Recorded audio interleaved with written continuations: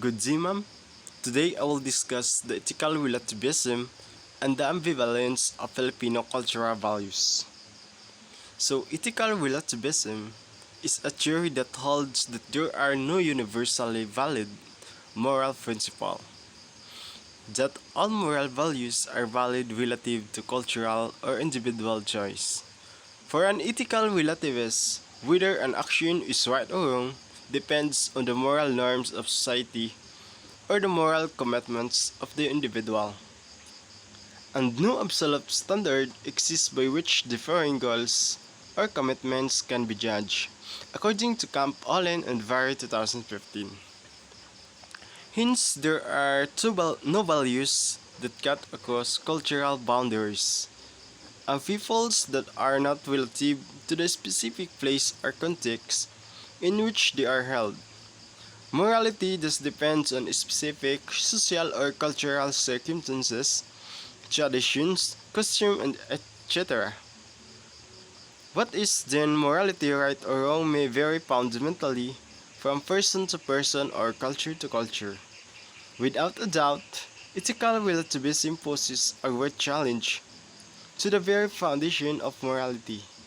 Aside from being a controversial view, it is also one of the most difficult and complex problems or issues in ethics. It is, in fact, arguably the central problem in ethics, one to which virtually all others eventually lead, according to Holmes 1999. The ambivalence of Filipino values. So admittedly, there has been so much that has been said about the negative aspect of the Filipino traits and values, as pointed out by Professor Emeritus Emerita Kitu.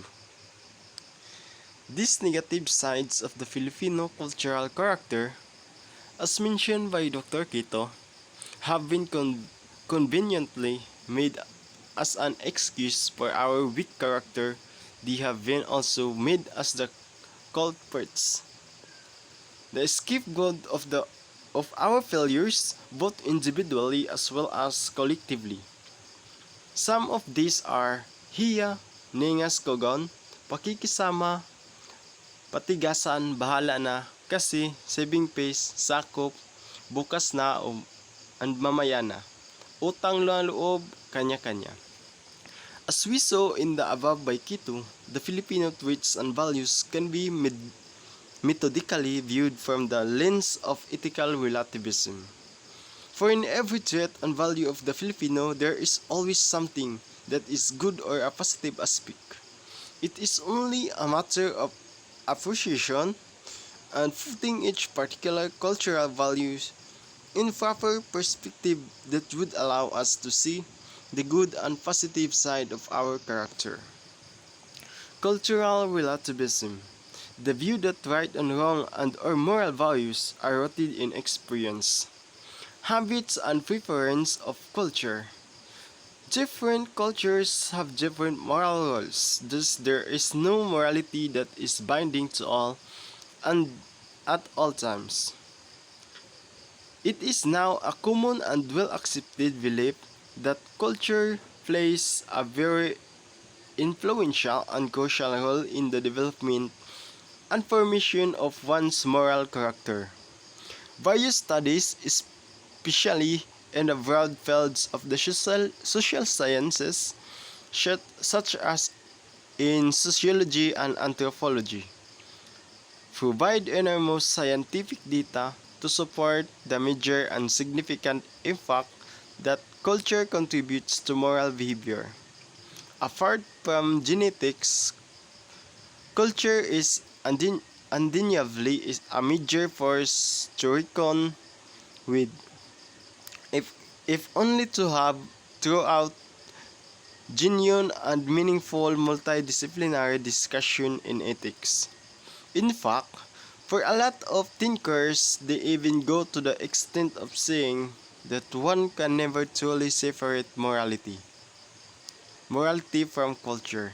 Any meaning, any, any meaningful and relevant discussion of ethics must include culture as a major theme.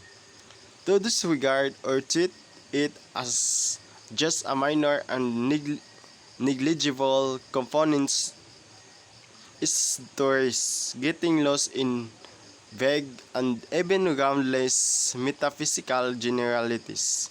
Any discussion of morality that is not rooted with the living concreteness of human culture life is simply is simply unrealistic and even absurd. For some, morality is but a result of cultural factors. For them, ethics or morality is simply defined by one's culture that is nothing but a mere social construct, no more, no less. Cultural relativism. The idea of universal truth in ethics is a myth. The costume of different societies are all that exists.